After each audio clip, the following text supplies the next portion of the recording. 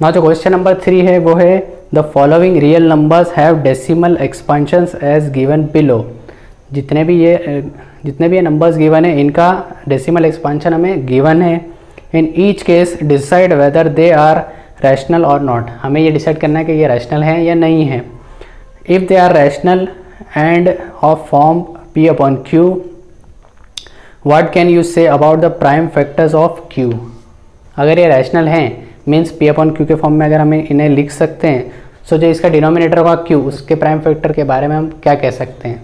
So first of all हमने real numbers में पढ़ा था कि नंबर्स दो टाइप के होते हैं, रैशनल और इरैशनल। रैशनल की पहचान क्या होती है, या तो वो टर्मिनेटिंग होता है या फिर वो नॉन टर्मिनेटिंग एंड रिपीटिंग होता है। और इरैशनल नंबर क्या होता है, वो ना तो टर्मिनेट होता है ना ही रिपीट होता है। सो जो इसमें फर्स्ट नंबर गिवन है वो है 43.123456789।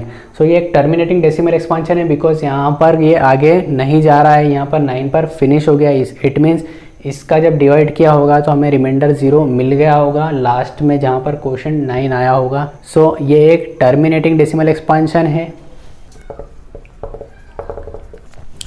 और जो टर्मिनेटिंग डेसिमल एक्सपेंशन होता है वो 100% एक रैशनल नंबर होता है। It means it is a rational number.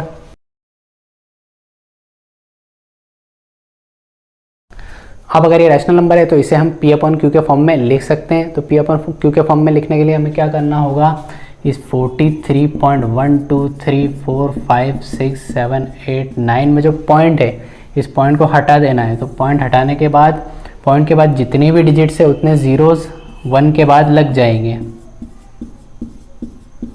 1 के बाद। सो ये हो जाएगा इसका P अपॉन Q फॉर्म। यहाँ पर जो हमें डिनोमिनेटर मिल रहा है Q, उसकी वैल्यू है 10 to the power 9। So Q हमारा हो जाएगा 10 टू द पावर 9। और ये इस तरह भी लिखा जा सकता है 2 × 5 टू द पावर 9। 2 5 10 ही होता है। और 2 to the power 9 × 5 to the power 9।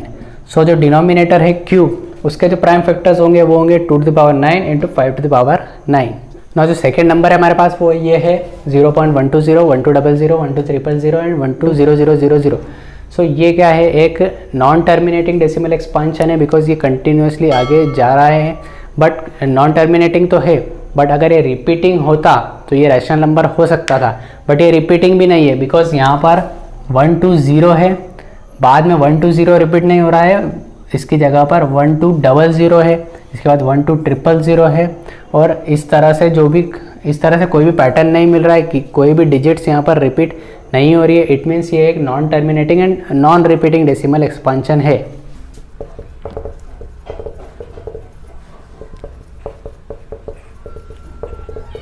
और जो non terminating and non repeating decimal expansion होते हैं वो इरैशनल नंबर्स होते हैं। सो ये क्या होगा, it is a irrational number.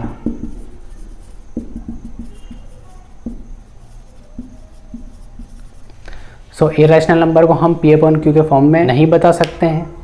Third number जो हमारे पास है वो है 43.123456789 और बार का मीनिंग ये होता है कि जो 1 से लेकर 9 तक जो नंबर्स लिखे हैं इनके ऊपर अगर बार लगा हुआ है तो ये कंटिन्यूसली रिपीट होंगे 1 से लेकर 9, उसके बाद फिर से 1 से लेकर 9, फिर 1 से लेकर 9। इट मीन्स ये नॉन टर्मिनेटिंग डेसिमल एक्सपेंशन तो होगा बट ये रिपीटिंग भी होगा।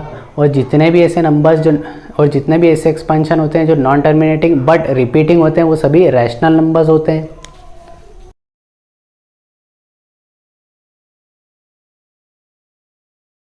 सो ये क्या हो जाएगा, एक रैशनल नंबर।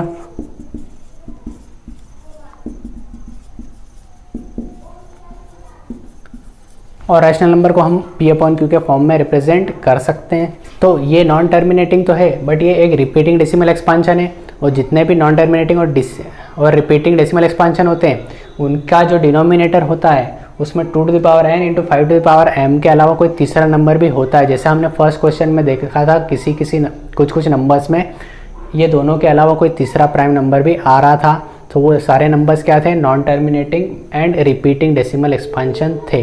सो इस वीडियो में हमने एक्सरसाइज 1.4 कंप्लीट कर लिए। इट मीन्स हमारा जो चैप्टर है उसका सॉल्यूशन कंप्लीट हो चुका है। नेक्स्ट चैप्टर को पढ़ने के लिए आप चैनल को ज़रूर से सब्सक्राइब कर लेना।